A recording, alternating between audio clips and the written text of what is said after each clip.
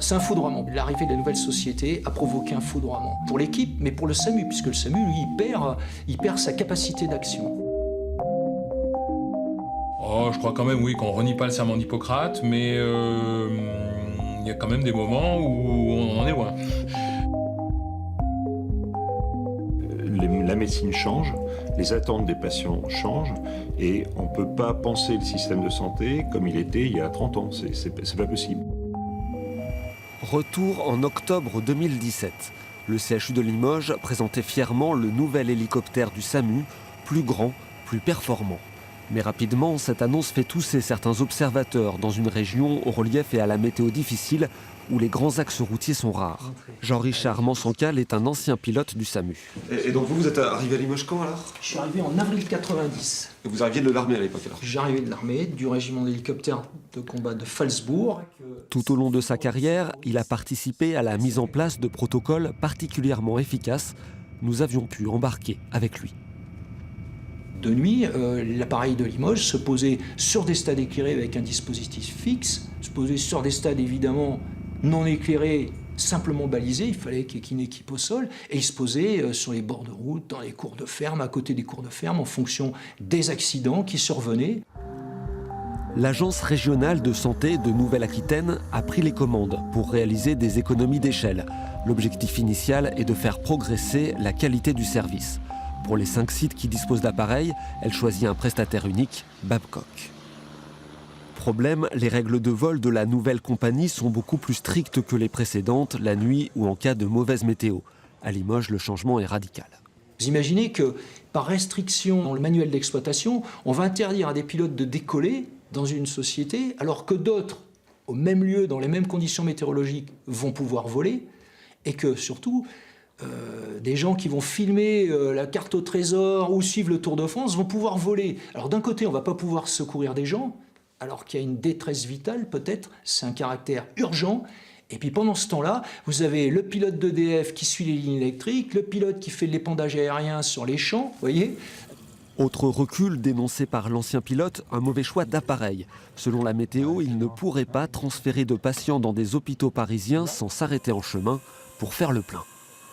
Le SAMU 87, il a perdu du range, comme ils disent, de la distance. Et ça, c'est très important, la distance, puisque nous, on est déportés, on est loin de tout. Donc il nous faut du range, il nous faut il nous faut une bête sur le plan de la puissance. Si on ne veut pas enlever une partie de l'équipe médicale, il nous faut quelque chose de puissant. Depuis, l'alerte semble entendue, le prestataire améliore son service et l'agence régionale de santé reconnaît avoir mal pris en compte la qualité de ce qui était fait avant. Mais plusieurs pilotes de Limoges ont déjà quitté la région avec leur savoir-faire.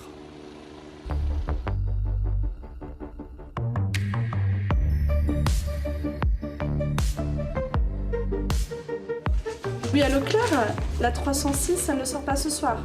D'accord, bon ben je vais faire transfert en hospitalisation alors. Je vais voir si elles ont une chambre. Plus terre à terre, d'autres décisions résultent de choix économiques locaux. Vu l'heure qu'il est, elle va passer la nuit avec nous. Je la reverrai demain matin pour lui réexpliquer un petit peu tout ça tranquillement. Sinon, l'opération, il n'y a pas de souci. Après son opération au CHU, l'épouse de cet homme ne pourra pas rentrer chez elle ce soir à la souterraine comme c'était prévu. La chirurgie a été retardée faute de bloc opératoire disponible à l'hôpital mère-enfant.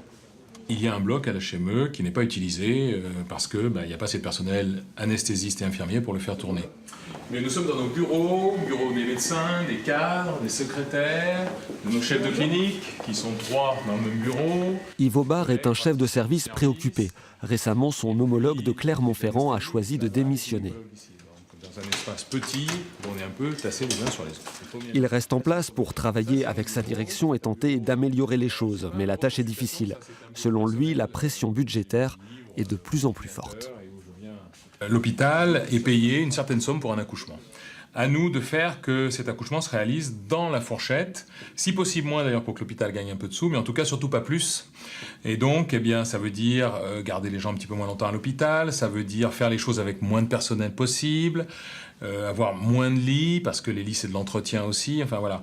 Donc on est vraiment contraint pour faire nos activités, vraiment en réfléchissant, est-ce qu'on ne va pas dépasser le budget alloué pour cette pathologie-là ? Pour réaliser des économies, il doit aujourd'hui se séparer de médecins vacataires. Et le chef de service se pose déjà des questions pour l'avenir de certaines activités peu lucratives, comme la préservation de la fertilité. Une chose est sûre, la décision médicale a souvent du mal à s'imposer. J'ai actuellement dans le service une collègue qui change d'activité et donc qui lâche un 40% dans le service. J'ai demandé à ma direction des ressources humaines si je pouvais prendre un médecin à la place. La réponse c'est on va pas tarder à vous répondre. Je n'ai pas de réponse. Et on va probablement me demander de faire une fiche de poste et de démontrer que le praticien que je vais prendre va rapporter des sous. Parce que le problème est là maintenant, c'est qu'on est vraiment dans la rentabilité pour les praticiens hospitaliers. Qu'est-ce que c'est un médecin rentable ? Ben, je le sais pas bien. Pour moi, c'est un médecin qui soigne bien les malades, mais c'est pas comme ça qu'on compte actuellement. C'est un médecin qui va faire une activité qui va ramener plus d'argent que son salaire n'en coûte. Bonsoir madame. Demain, les patients sont encore préservés de ces débats. Si vous êtes en forme, demain vous pourrez sortir. Mais les tensions budgétaires aboutissent aussi à des tensions sociales.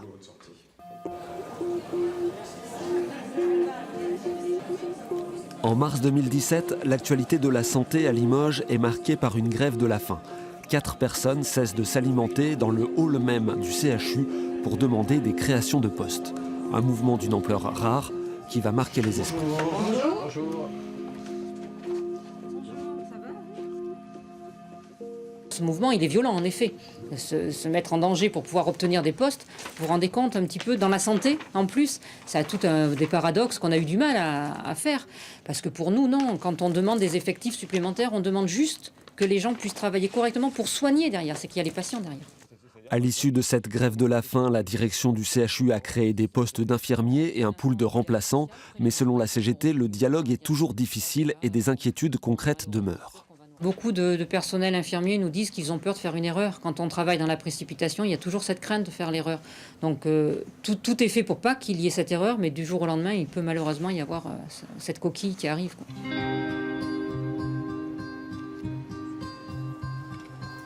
La direction des hôpitaux est-elle vraiment toute puissante ?